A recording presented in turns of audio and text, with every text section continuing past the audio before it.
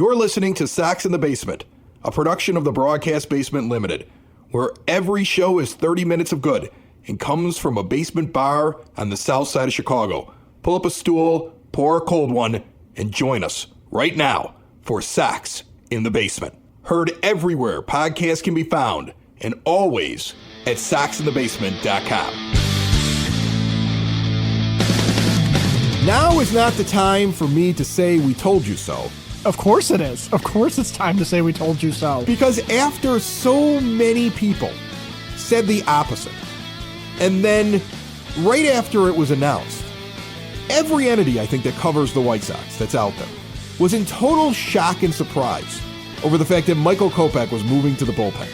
Everybody. Scott Merkin came on this show, and if you were paying close attention, did not agree with me in the least when I suggested that he was not making the rotation and shouldn't make the rotation.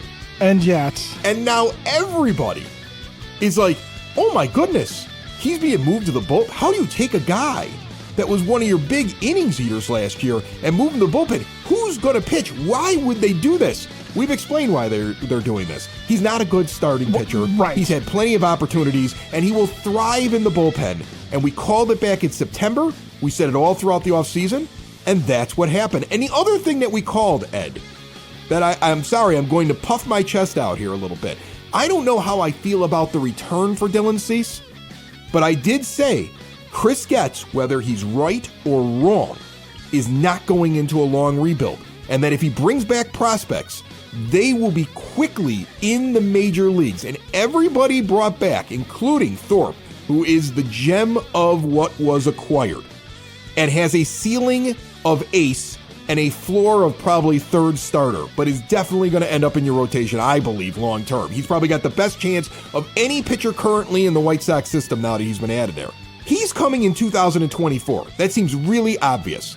And everybody else involved in that trade has an ETA according to Major League Baseball's pipeline top 100 or their prospects list. All of these ETAs, if you look on all these prospect lists, all these players are coming this year or at the start of next year.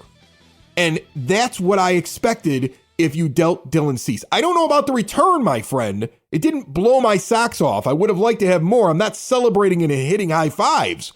But so far, I at least feel like we've identified the plan that this front office has for this team. That's where everybody's been wrong this whole time, too. And I mean, everyone has been wrong about why Dylan Cease is getting traded. Even me? Am I wrong about why Dylan Cease was being traded? Well, and I've joined in it, okay? But I gave it some thought after seeing what the return was, and after thinking about this, Dylan Cease was never going to be on the 2024 White Sox the moment Chris Getz got into the general manager's seat. He was gone. And it doesn't have anything to do with whether or not Jerry was going to resign him, and I'm not going to debate that Jerry would not have spent the money that Scott Boras wants for Dylan Cease. He would not have, but that's not why, okay? And it's not about a rebuild. It's not about selling off your best assets to get prospects back. Dylan Cease, for as good as he is, and don't mistake me here, he is a great arm. He has ace-level stuff. He is one of the top pitchers in Major League Baseball, but he does not fit what Chris Getz wants out of his starting staff. He is the exact opposite of what Chris Getz wants out of his starting staff, and that's why he was gone no matter what, because he doesn't fit what Getz and Brian Bannister want for this team. Before we get into that, a quick reminder, this episode and every episode of Sox in the Basement brought to you proudly by Cork and Kerry at the park in the shadow of the ballpark at 33rd and Princeton. The weekend this episode comes out, the place to be during the Southside Irish Parade on Sunday the 17th of March is the original location at 106th and Western. We will be out there. Come out, say hi, have a pint with us. And then throughout the season, pregame, postgame, in-game, the only place to be is Cork and Kerry at the park in the shadow of the ballpark at 33rd and Princeton with an award-winning menu of burgers and ballpark favorites, every beer, spirit, and wine you can think of, and White Sox fans talking White Sox baseball and having a good time no matter what is going on the field. See more at corkandkerry.com. Can I guess what the difference is between these two pitchers? Let's say Thorpe coming in and Dylan Cease, because I read it right after the deal was made because I'm trying to find out whether or not I like the deal, right? I'm trying to learn about these guys. And Elijah Evans from Just Baseball and FutureSox is going to probably expound on this a lot when he talks about what we got back and explains who all these prospects are. But what I'm reading is that Drew Thorpe is the kind of guy that pitches the contact and goes deep into games, 7, 8 innings. Very different from a Dylan Cease, who, while he gets a ton of strikeouts, has not done that consistently in his career, except for, I want to say, the second half of 2 years ago, when he went to a different way of kind of attacking batters. And this team is set up to play defense and have their starting pitchers pitch longer. Am I close on that? You're very, very close. In fact, you're kind of right on top of it. But I would say Drew Thorpe, remember, Drew Thorpe led the minor leagues in strikeouts last year, too. Okay. Ooh. And he was also, wasn't he like Cy Young of the minor leagues, or he won some award? Something like that. Yeah. So Drew Thorpe is exactly what you described. He's a guy not that pitches to contact, but he's a guy that pitches. Okay. Dylan Cease is a thrower. Dylan Cease has that ridiculous spin rate on his pitches, even in a post-Spider Tack era, where he just has to chuck it up there, and batters cannot distinguish because it's spinning so hard, cannot distinguish between his slider, his fastball, his curveball. Okay. That's what makes him so unique as a pitcher. But it also makes him incredibly inefficient. Only 2/3 of his pitches actually come anywhere near the strike zone. The other third are outside the zone and easy for a batter to pick up when it's not going to be anywhere near the zone, right? But that's why you see him get into 9-pitch at bats. So that's why you see him get into all those 3-2 counts.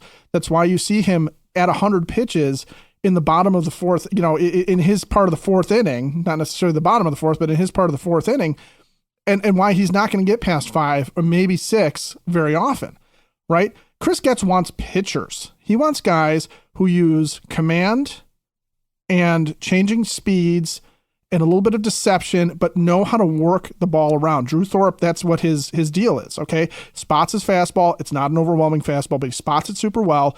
His changeup is an amazing pitch, and he uses a slider effectively to throw guys off balance. Leads the minor leagues in strikeouts, gets deep into games. Eric Fetty comes back from the KBO. What did Eric Fetty do? He became a guy who spotted his fastball, uses a split change to try and throw guys off, uses a sweeper to try and throw guys off. When Chris Flexen, who, by the way, is not the best pitcher the Sox could have signed on the cheap, but when Chris Flexen comes in, when Chris Flexen was good a couple of years ago for the Mariners, he used his curveball and a changeup to offset a mediocre fastball that he spotted well to get guys out.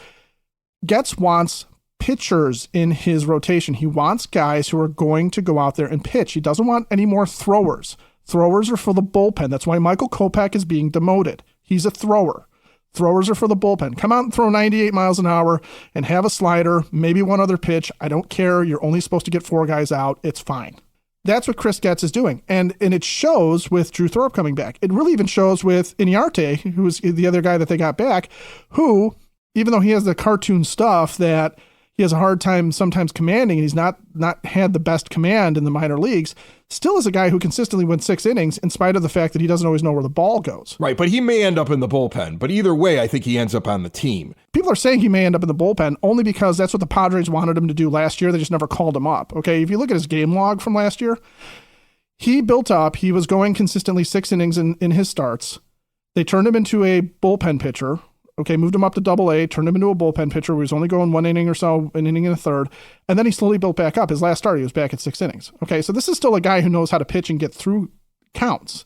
Whether or not he has the stuff to do it, that remains to be seen. And when you talk about the return, I think that's what remains to be seen is, does he have the stuff to make it to the majors and be effective? Does Zavala, can they fix the timing issue in his swing that causes the swing and miss? Yeah, but here's the thing with Zavala. And this is what I found. This is how I felt after I saw him added into the deal. And I saw, even though he's young, he's somebody who they think could make the majors very quickly because of what he's done so far.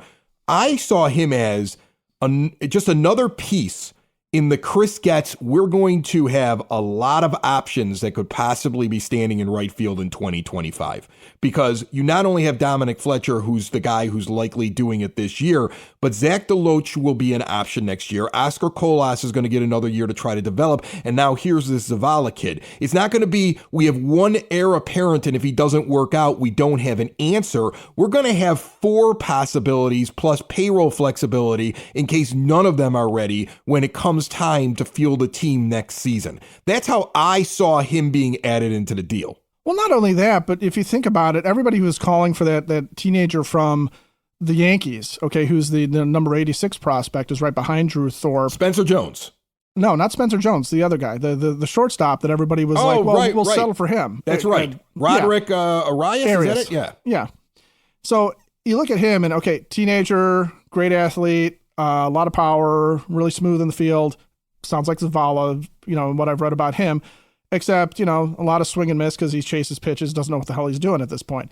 Zavala, they basically say, oh, yeah, he has a good command of the strike zone. He just uses that big leg kick and he misses pitches because he's so out of whack. Well, you calm his mechanics down like you did with Eloy Jimenez this year, you might have something, right? But you're right. It's building depth with Zavala. We have our guest Elijah Evans from Just Baseball and FutureSox coming up here in moments to break these guys down a little bit more. Sox Nerds on the show as well. The weather's getting warm. You may be looking at changing your exterior windows, doors, patio doors, and storm doors. Look no further than Window and Door Superstore of Oak Forest. No high-pressure sales. They're not in your house giving you a deal that if they walk out the door, the deal walks out with them. They don't do it that way. Instead, you go to their showroom. You see the owner right there. He answers all your questions. You have all of the examples, all of the windows and doors in full living color right in front of you in full size with all of the extras and add-ons there for you to see instead of inside of a catalog. When the install happens, it's all of their own installers and there's an owner on scene as well. They've been doing it this way in Oak Forest since 1985. All major brands, custom made, no stock items for a perfect fit. If you are in the Chicagoland area on the south side, get over to 159th and Ridgeland, 6280 159th Street, to Window and Door Superstore of Oak Forest. See more at windowdooroakforest.com. But really back to the whole thing, everybody who's sitting there saying this is a rebuild, okay, and they're getting rid of Dylan Cease because they want to get younger and they want to rebuild. No, not entirely.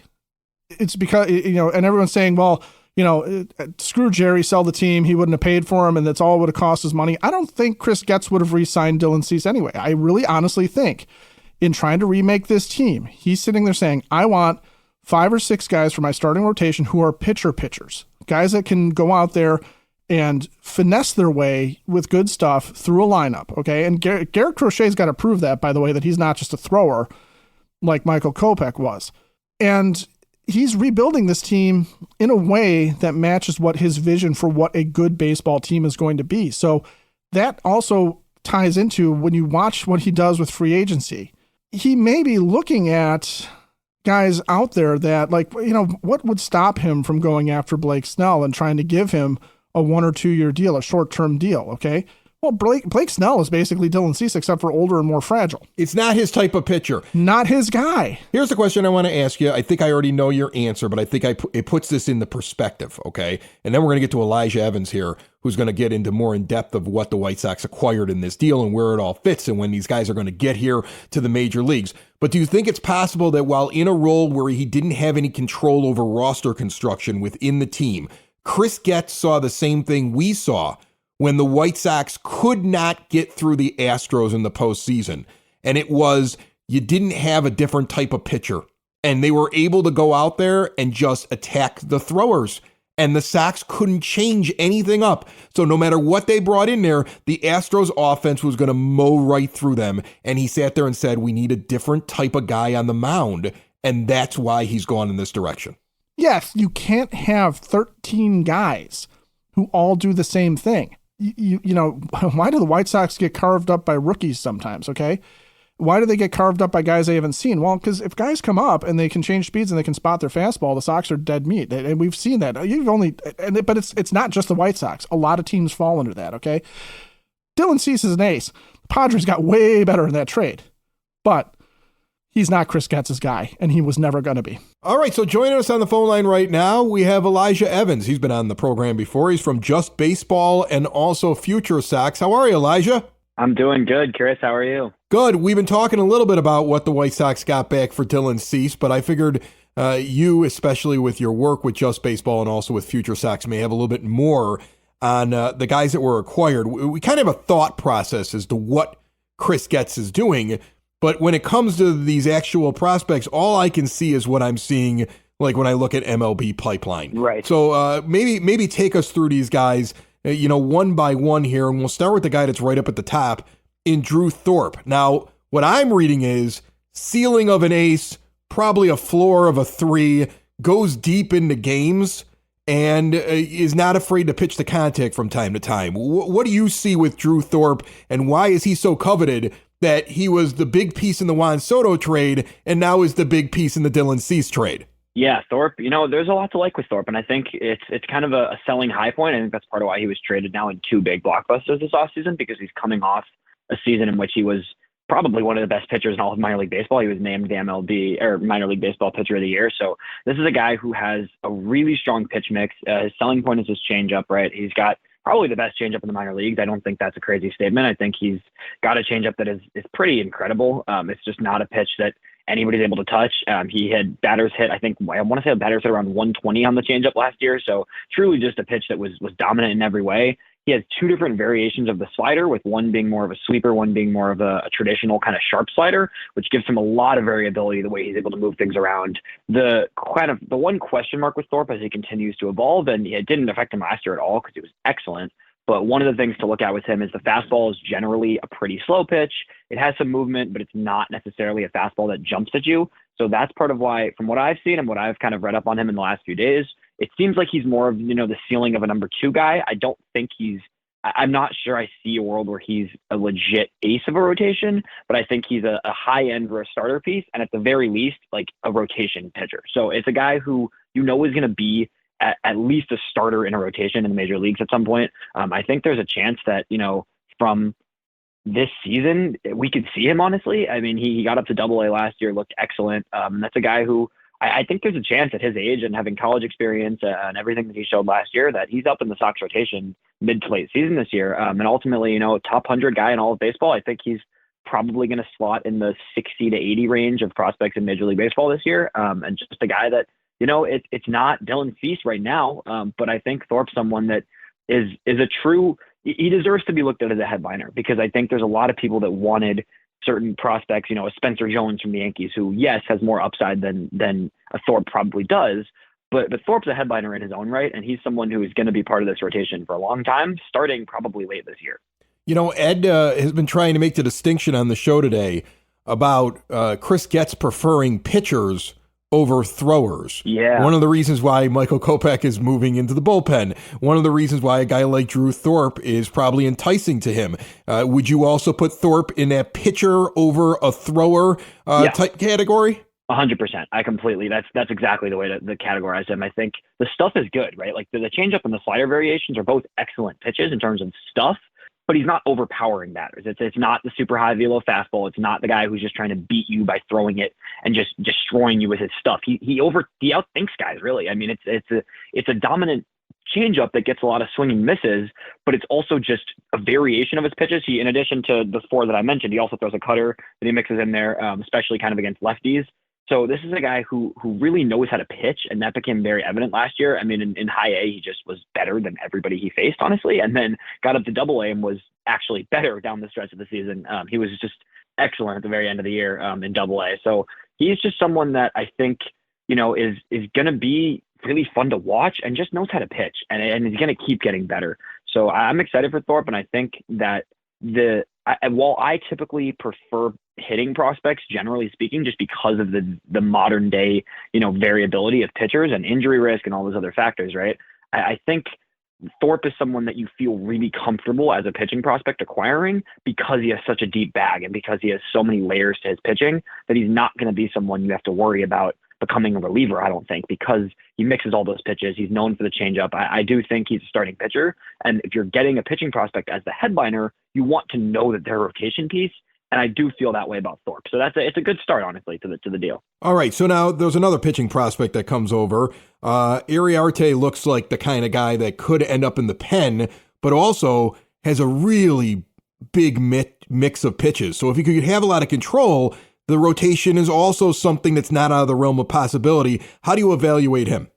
I'm a huge fan of Iriarte. I know there's been some people that see Zavala as more of, we'll get to him later, but see him as more of the second piece. I think Iriarte is very clearly the second piece in this deal. I get the reliever risk, but I think this guy's a starter, man. I really do. I think he's super athletic. He's really young still. He has a lot of life to continue to grow. The fastball is excellent. So this is kind of a different style of pitcher from Thorpe, which if you're going to get two pitchers, in a headline like this, right, I want them to be different. And that's what's cool about Uriarte is he's a very different profile, totally different style of pitcher. The high velocity fastball sits 96, 97, a lot of run, a lot of movement on it. Just someone that, can really pound at the fastball in addition to a slider that is really solid. He got a lot of swing and miss on the slider. He held hitters to pretty much minimal contact on the pitch. The command can be a little iffy, like you mentioned, right? Like there is some risk there. I get the fact that there's a reliever risk because of the command, but at the same time, the strikeout rates are insane. I mean, he was striking out over 30%, I think 33% of batters last year, not allowing a lot of hard contact. Really just, it's almost slightly Dylan Cease reminiscent, may I say. I mean, Thorpe is totally different from Cease. Uriarte, I can see it a little bit.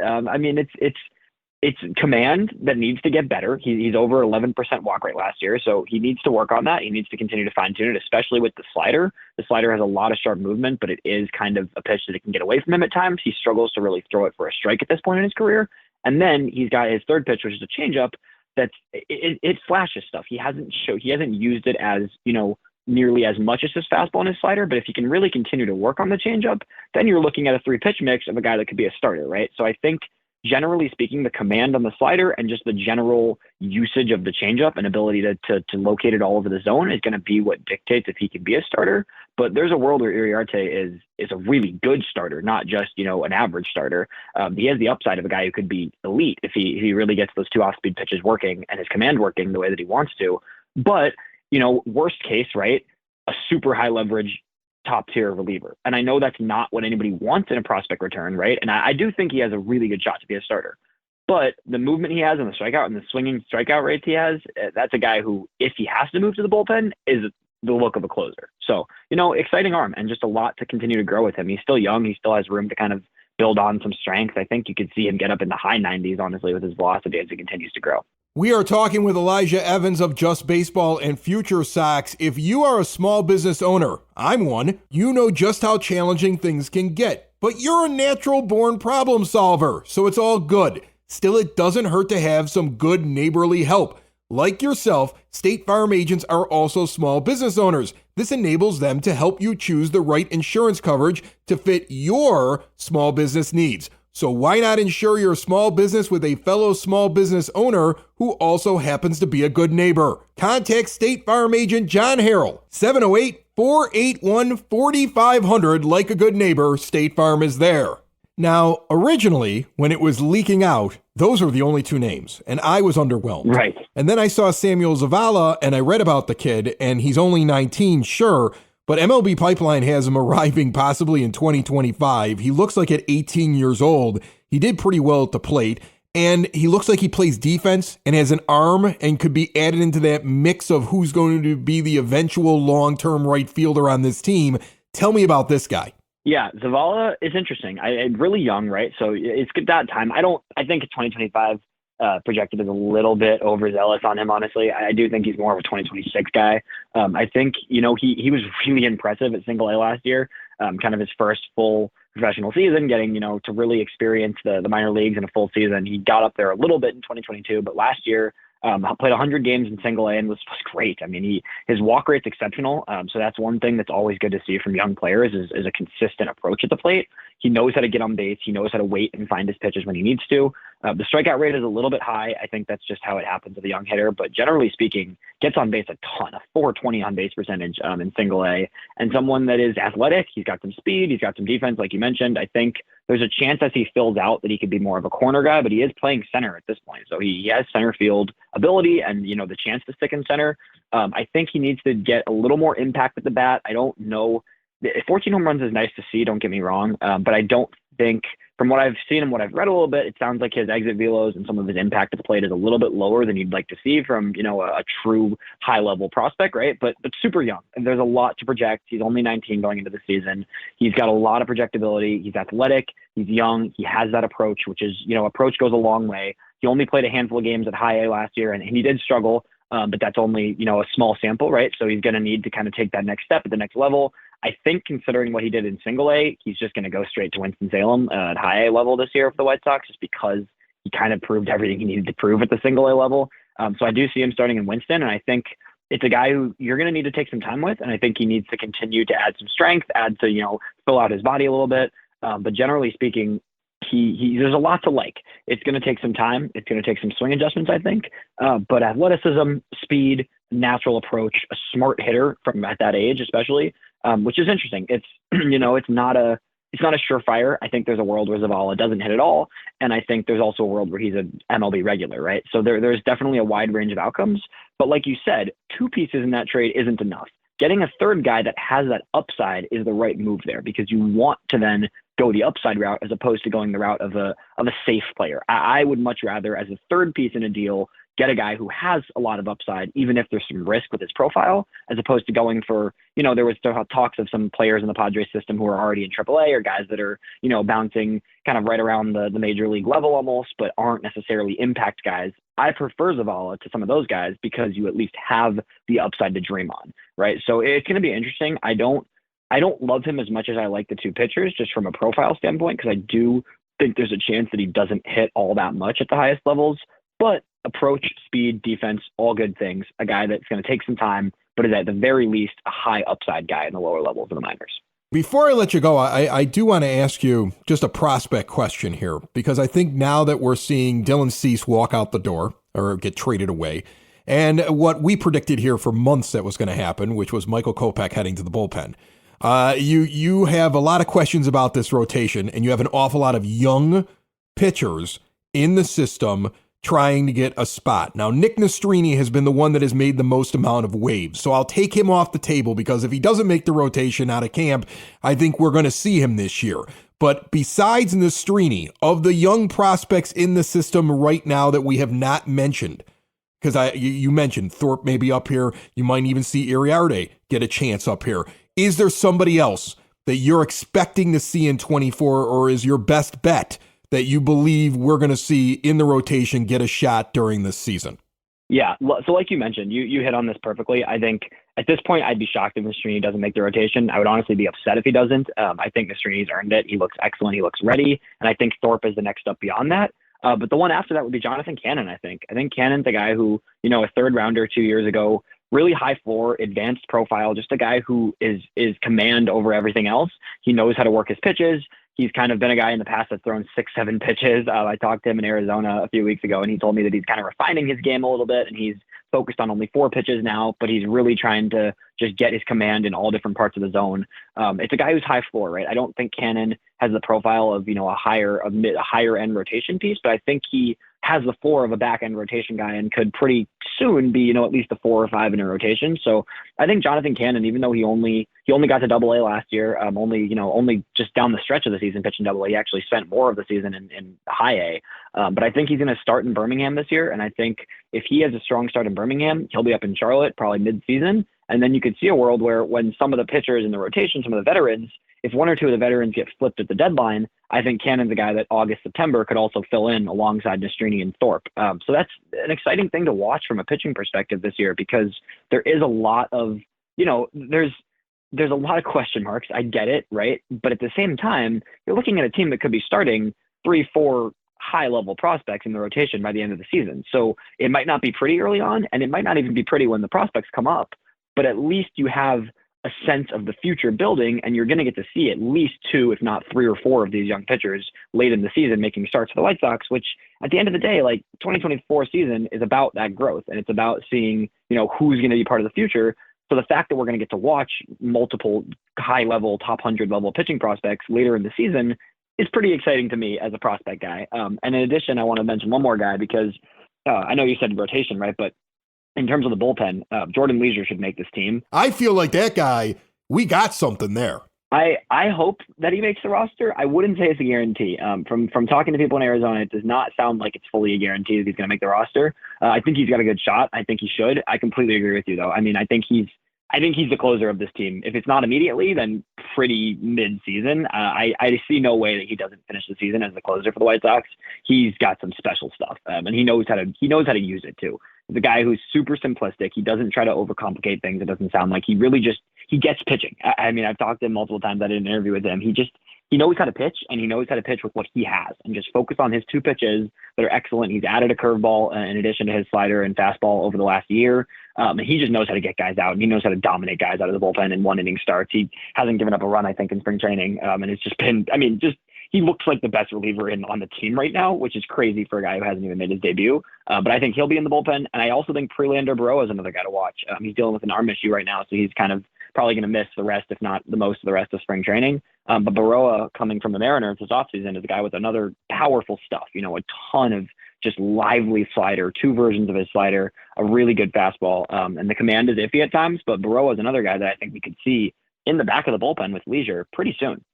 Awesome. Elijah Evans, nice enough to jump on with us from Just Baseball and FutureSox. And you mentioned that you've been talking to these guys. I've been following you on social media and paying attention to what you're doing down there. You do great work, and I love hearing what you're telling me, because it, from the very beginning here on this show of this offseason of the Chris Getz tenure, I've said I know he's got to flip his roster, but I want him to flip a roster in a way in which we're not going into a 3-4 year rebuild. And to hear the flip be completed, to see all of this, and then to hear these guys are coming, they're coming quick, and it's exciting, and there's some good stuff. I understand 2024 isn't going to be what I want, but I am already geeked for 2025 and beyond. So that's that. And at least I'm not waiting until 2027, Elijah. Yep. I completely agree with you, Chris. I couldn't agree more, because it is a retool. It's truly a retool. It's adjusting, but the farm system right now is in a better place than it has been in a long time, my friend. And it is not only depth, but players that are not that far away, which is exactly why 2025 for me is going to be really exciting. And I think there's a world where this team is truly competitive in 2026, even, the year 2025 into 2026. It's not going to be a 5-year rebuild. It is a shorter rebuild. There's a lot of prospects in the upper part of the minors that are going to be here soon. And it's an exciting time. So I appreciate you bringing me on to talk about it a little bit.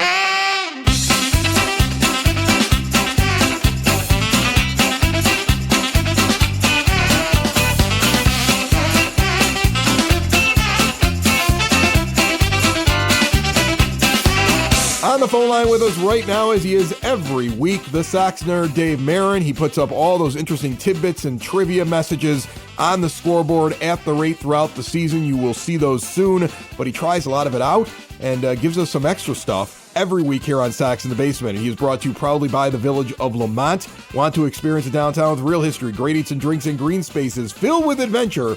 Visit the Village of Lamont. Shop, dine, drink, explore, and see everything they have going on this weekend and beyond at lamontdowntown.com. Nerd, what's going on? Chris, Dylan Cease is headed west, but this isn't the first time the White Sox have dealt their ace to San Diego. On December 6, 1984, Sox traded Lamar Hoyt, 1 year removed from a 24-win Cy Young season, to the Padres in a 7-player blockbuster. That controversial swap turned out okay for the Sox, as they netted a little-known scrawny shortstop named Ozzie Guillen. Let's just call this the Dylan Cease appreciation segment. The hard-throwing Georgian was appointment viewing from the moment he debuted, when fans flocked to the seats above the bullpen to watch him warm up, to his last appearance in a Sox uniform, which was an 8-strikeout performance in 3 1/3 innings on Tuesday. My favorite Cease memory is an obvious one. On September 3rd, 2022, he fired a dominating 1-hit shutout at the Minnesota Twins. Guaranteed rate field was crackling that night, as Cease used his heat and trademark slider to no-hit the Twins for 8 2/3 innings. He just had to be careful with hit machine Luis Arraez, and the coveted no-no would be his. With Kyle Garlick 0 for 2 and 2 strikeouts in the on-deck circle, I distinctly remember thinking there would be no shame in pitching around Arraez, who is arguably the best hitter in the game. But Cease challenged him and paid for it, as Arraez lined a solid single to right to break up the no-no. Adding to the frustration was that Cease struck out Garlick swinging on 4 pitches to end it. That was kind of a microcosm of the recent Sox era for me. So close, but not quite achieving greatness. Cease departs as the White Sox all-time leader with an average of 10.8 strikeouts per 9 innings, and the only pitcher in big league history to allow no more than 1 earned run in 14 straight starts. Cease did that during his magical 2022 season, when he finished second in the Cy Young voting to Houston's Justin Verlander. One more, Cease really joined the ranks of some of the great names in Sox history in a relatively short amount of time. For example, he and Ed Walsh, a true franchise icon, are the only Sox righties with 3 consecutive 200 strikeout campaigns. Before I get to my zinger, I remind you that pearls like these and others are on my blog, which can be accessed at soxinthebasement.com. My zinger? How about a real deep one on Cease for the road? No pitcher wearing a higher number has struck out more batters in a game than Dylan Cease. On June 26, 2022, Cease, wearing 84, whiffed a career-high 13 batters. Prior to that, 2 pitchers wearing 99, the Dodgers' Yun Jin Ryu and the Mets' Taijuan Walker, had 12 strikeout games. That's it, Chris. More than you probably wanted to know about Cease, Ozzie, Kyle Garlick, and high numbers.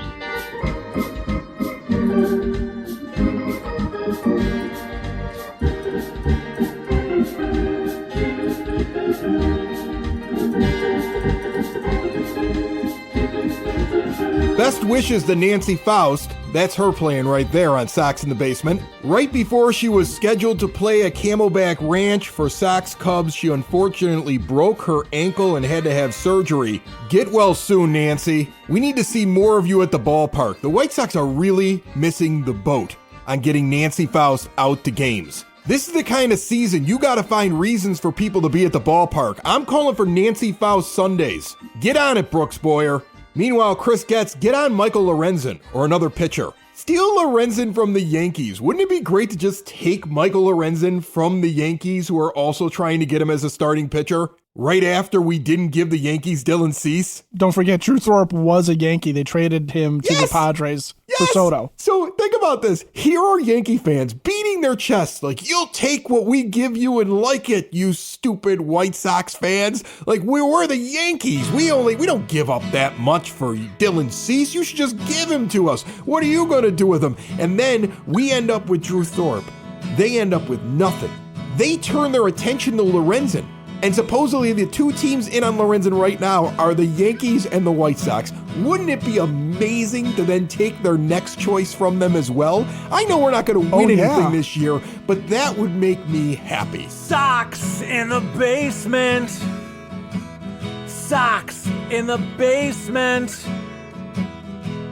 Sox in the basement. Sox in the Basement. Heard everywhere podcasts can be found, and always on soxinthebasement.com.